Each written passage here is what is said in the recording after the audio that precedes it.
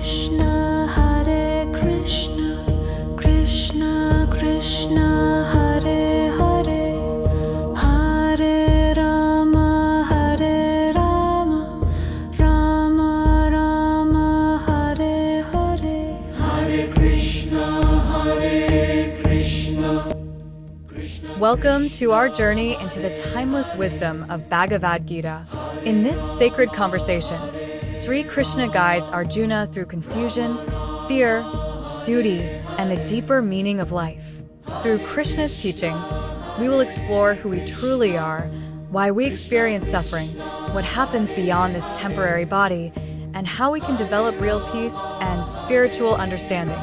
As we study each teaching, our goal is not simply to gain knowledge, but to understand it, apply it in our daily lives, and gradually transform our consciousness.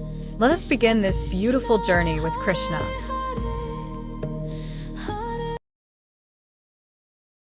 All right, picture this. You're right in the middle of a literal war zone. Chaos is everywhere.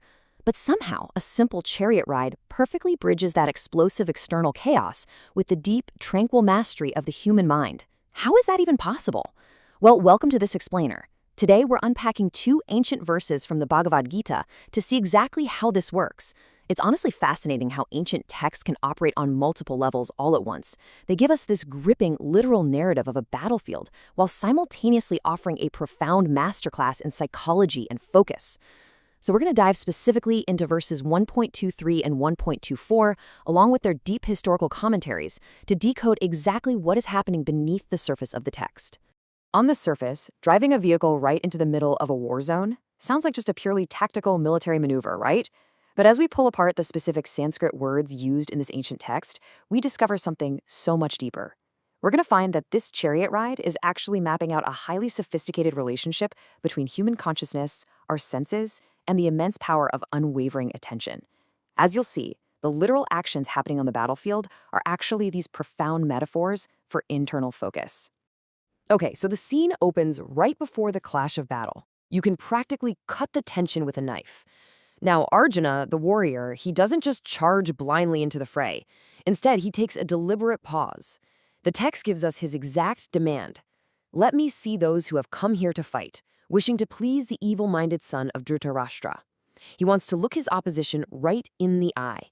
He needs to know exactly who has shown up to support the other side.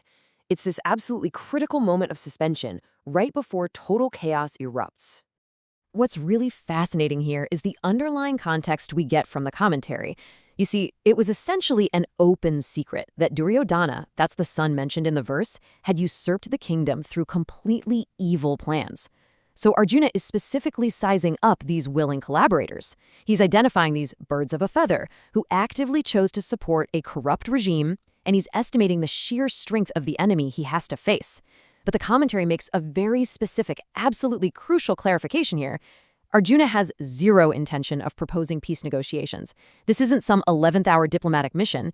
It is a cold, calculated assessment of the massive obstacles standing right in his way.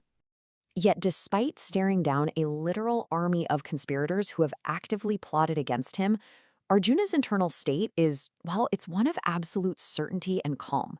He remains completely confident in his victory simply because Lord Krishna is sitting right beside him. Think about the massive contrast there for a second. The external world is a battlefield filled with hostile, deadly forces, but his internal environment, totally tranquil.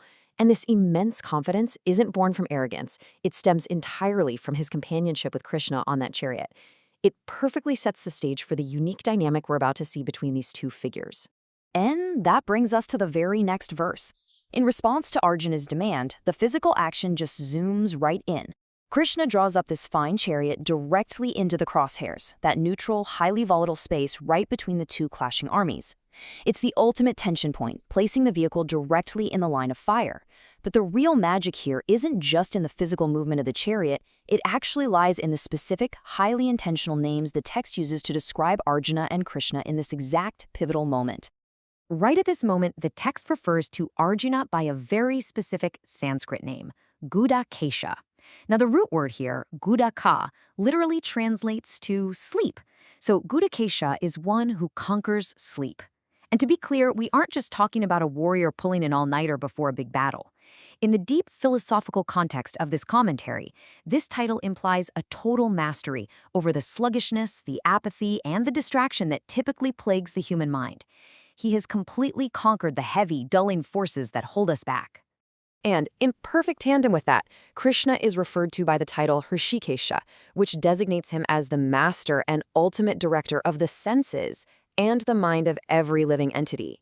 He isn't just acting as a chauffeur steering some horses here. As the absolute master of the mind, he perfectly comprehends Arjuna's unspoken internal state. He inherently understands exactly why Arjuna wants to be positioned in the middle of those armies, even before the battle begins.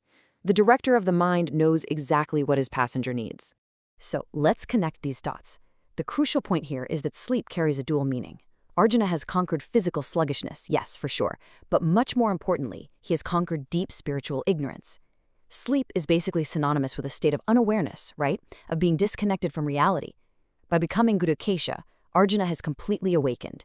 He isn't merely awake to the physical reality of the swords and arrows around him, he is fully awake to the spiritual reality of his existence. Casting off the darkness of ignorance is an absolutely massive achievement, especially when you're literally surrounded by the deafening chaos of war. The commentary defines this state of unwavering focus as samadhi.